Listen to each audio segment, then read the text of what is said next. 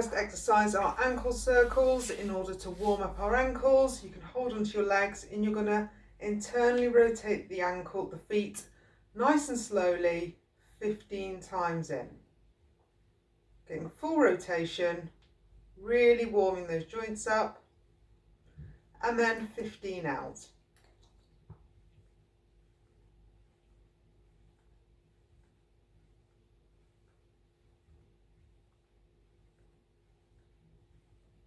From here, you're going to go into a leg extension.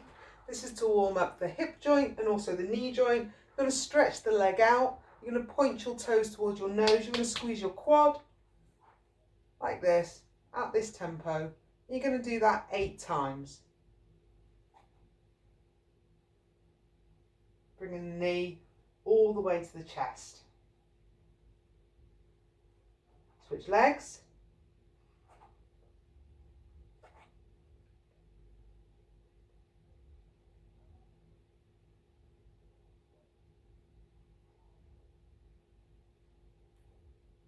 We're then going to warm up our hamstrings, which is the muscles at the back of our legs. We're going to take our legs quite wide and then we're going to lean forward and feel that stretch, trying to go a bit further each time.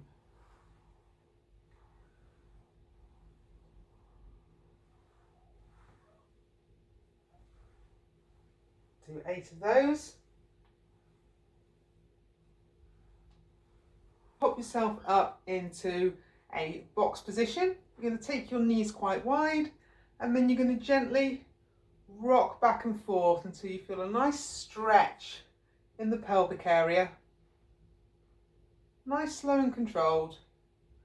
The wider you take your feet, the bigger the stretch you're going to feel, and the closer together, the less the stretch. So make sure that you do get a good old stretch on there. Do 8 of those.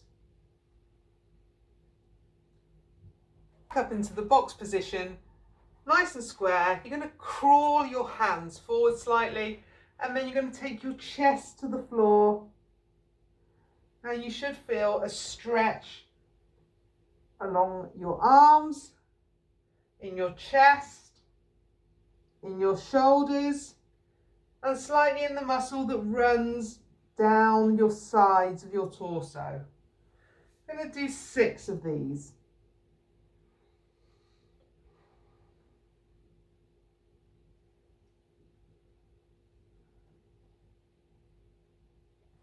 Back up into the box position. Hands directly under shoulders, shoulder width apart, and we're going to do some cat-cows. So we're going to push into the ground as hard as we can. Take our bra strap to the ceiling, pull our belly button into our tummy, head down, feel that stretch, and then reverse the other way. And you're going to do 6 of these. Really push the ground away. And then the bum to ceiling, head to ceiling, back the other way. Making sure that you're pulling those shoulder blades together, letting the spine sink between the shoulder blades, feeling the stretch every which way you go.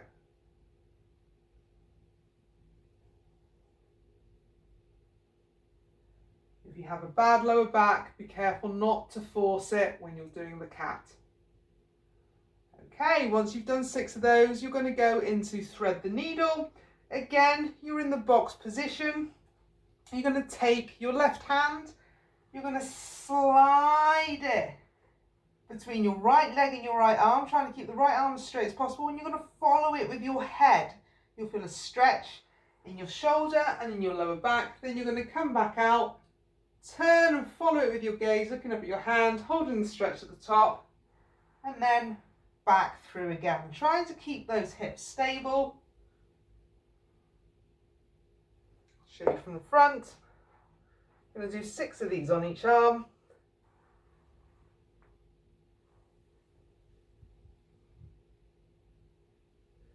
Nice, slow and controlled, holding and feeling those stretches.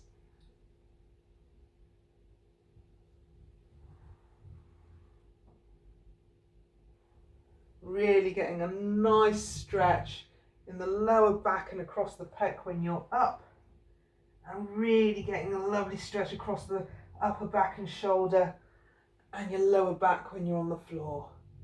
Once you've done 6 of those, on one side, swap to the other. Try and keep those hips stable. Maybe hard for some people if they've got particularly tight back.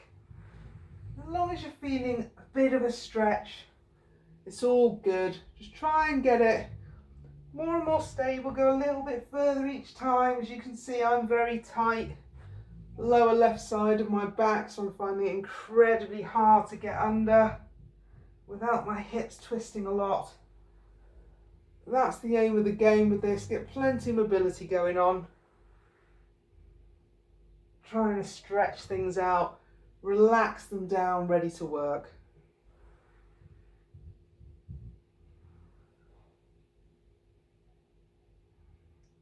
Okay, once you've done 6 of those, we're going to warm up the wrists, so onto our knees, and then we're just going to rock gently back and forth, getting those wrist joints nice and warmed.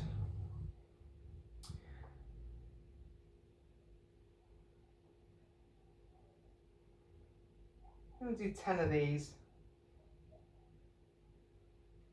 Forearms may start burning, that's completely natural, nothing to worry about.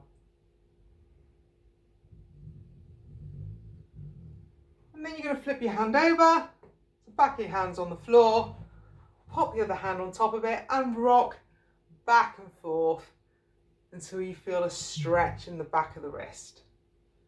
And you're going to do 6 of those on each hand.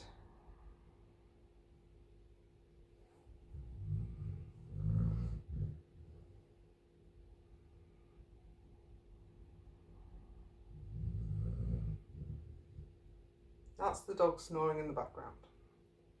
If you have any particularly tight muscles, so if you have a bad lower back, say for example, or really tight hamstrings, now's the time to go ahead and do a few more stretches on those until they're feeling more comfortable.